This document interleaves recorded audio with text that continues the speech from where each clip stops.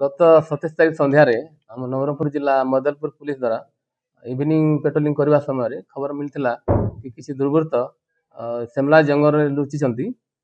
ଖବର ପାଇ ପୁଲିସ ସେଠି ପହଞ୍ଚିବା ସମୟରେ ସେମାନେ ଦୌଡ଼ି ପଳାଇବାକୁ ଚେଷ୍ଟା କରିଥିଲେ। ସେହି ସମୟରେ 5 ଜଣଙ୍କୁ ଆମେ ଅଟକ ରଖିଥିଲୁ, ବାକି ସବୁ ଦୌଡ଼ି ପଳାଇଲେ।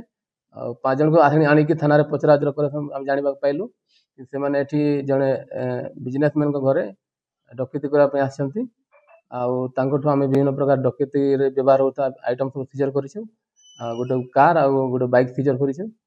ଆଉ ଏଇ ରିଲେଟେଡରେ ମଦଲପୁର ଥାନାରେ ବିଏନଏସ୍ ଧାରା 310 କ୍ଲଜ 4 କ୍ଲଜ 5 ଆର୍ମସ ଆକ୍ଟରେ ଆମେ ଗୋଟେ କେସ୍ ହେଇଛି। ଆଉ କେସ୍ର ତଦନ୍ତ ଚାଲିଛି। ଆଉ ଫର୍ଦର ଇନଭେଷ୍ଟିଗେସନ ହେଲେ ଜଣାପଡ଼ିବ। ଏବେ ଆମ ପାଖରେ 5 ଜଣ ଅଛନ୍ତି। ଆଉ ବାକି ତ ଏବସ୍କନ୍ କରିଛନ୍ତି। ଖୁବ୍ ଶୀଘ୍ର ତାଙ୍କୁ ବି ଆମେ ଧରିବୁ। ଆଉ ଅଦର୍ସ ମାନେ ସେ 3-4 ଜଣ ଅଛନ୍ତି ଫେରାର ଅଛନ୍ତି। ସେମାନେ ଆଗରୁ ବିଭିନ୍ନ ଡକାୟତି କେସ୍ରେ ଇନଭଲ୍ଭ ଅଛନ୍ତି ଏଇ ନବରଙ୍ଗପୁର ଜିଲ୍ଲା ଆଉ ପଡ଼ୋଶୀ ଜଗଦଲପୁର ଜିଲ୍ଲାରେ। ଏମାନଙ୍କୁ କୋର୍ଟ ଚାଲାଣ କରାହେବ ବର୍ତ୍ତମାନ।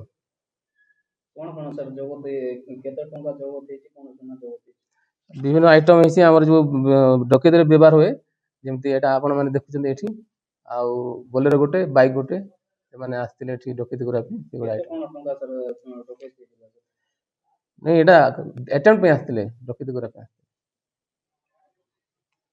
J&T James Jewelry, lowest gold making charges in Odisha and purity guarantee.